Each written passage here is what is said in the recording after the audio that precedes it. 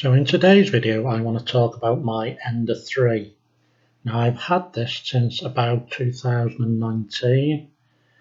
It's had a few modifications made to it. The main thing is I've added a BL Touch. Also you'll see I've added a Creality's direct drive unit to it. Now this was well worth the £29 I paid for it. It allowed you to remove the stepper driver from one end. I've also added some stronger springs and these metal wheels which make it easy to adjust the bed leveling. You will also notice I have a Raspberry Pi 4 which runs Octoprint on mine to control the files being uploaded to the printer. I have kept hold of the original magnetic bed as I like these and have no problem with adhesion, but because of the bed having some warpage in it, I do use the BL Touch to take this warpage out, and this helps with first layer adhesion. The main reason for the direct drive conversion was because I do a lot of printing of brickwork, and there's a lot of retraction takes place during the printing of the bricks for the 00 layout. So the Bowden tube originally was getting clogged up, which caused problems. I tend to print with PLA+.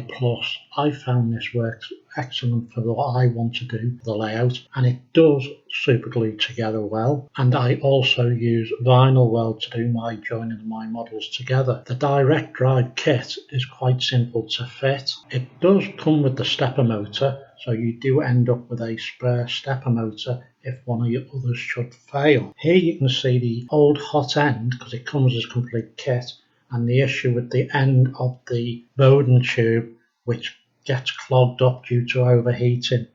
So you've reduced the amount of Bowden cable on the printer. There still is a small amount of Bowden tube, but as of yet this has not been an issue. At some point it may be.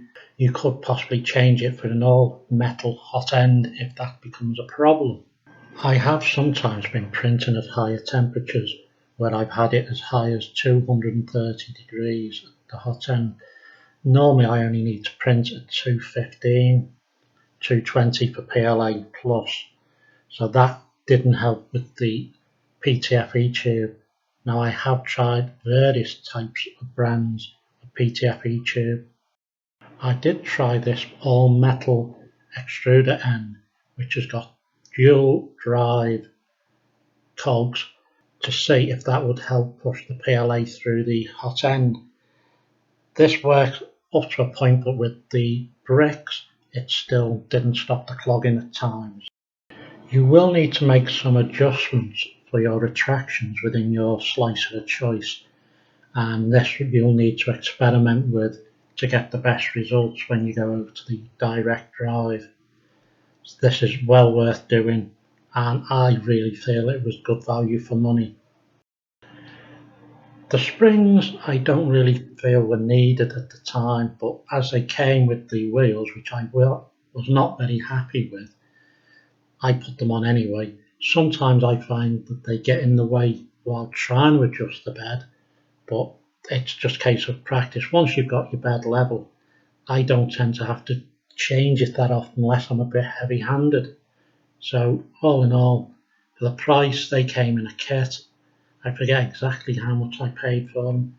Do you need them? Not really, but hey, a lot of YouTubers push them to say, hey, this is a must modification for an Ender 3.